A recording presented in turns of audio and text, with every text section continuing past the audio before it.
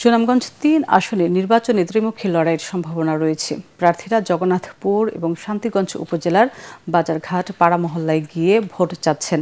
প্রাকৃতিক সম্পত্তিতে ভরপুর হওয়া সত্ত্বেও কাঙ্ক্ষিত উন্নয়ন না হওয়ায় আক্ষেপের কথা জানান সেখানকার ভোটাররা।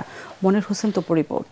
ভূমিকম্প সহনীয় মোস্ট ডিউরেবল দেশের প্রথম thermex rod Salam steel. Salam steel বোঝে durability. Salam steel most durable steel. Sunamganj ৩ আসনে মোট ভোটারের সংখ্যা ৩,৬৯,৭৯৮ জন। এর মধ্যে জগন্নাথপুরে মোট ভোটার সংখ্যা 2,16,827, শান্তিগঞ্জে ভোটার 1,52,971। এ আসনে মোহাম্মদ কয়সর আহমেদ বিএনপির মনোনীত প্রার্থী। তবে তার দলের বহিষ্কৃত নেতা ব্যারিস্টার আনোয়ার হোসেন স্বতন্ত্র হিসেবে লড়ছেন। নিজেকে জনগণের প্রার্থী দাবি করেন তিনি। জনগণের জন্য আমি যেসব প্রতিশ্রুতি দেওয়ার চেষ্টা করছি সেগুলো আমি পূরণ করবই। সেগুলো মেইনলি এখন রাস্তাঘাট, কালভার্ট, ব্রিজ, স্কুল, কলেজ, মন্দির, মাদ্রাসা সহ আরো যেগুলো আছে, স্বাস্থ্যের ক্ষেত্রে অনেক কিছু আছে।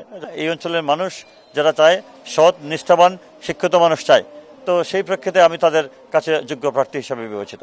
এদিকে জামাতের 11 দলীয় জোটের 3 জন প্রার্থী মাঠে আছেন।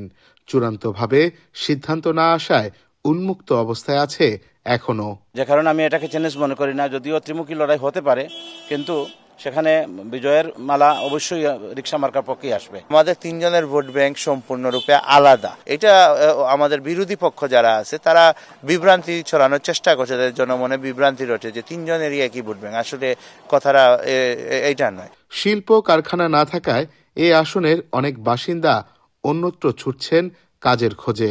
বিশেষ উদ্যোগ নিয়ে এলাকার সার্বিক উন্নয়নের জন্য কাজ করবেন নির্বাচিত প্রার্থী, এমনটাই প্রত্যাশা ভোটারদের।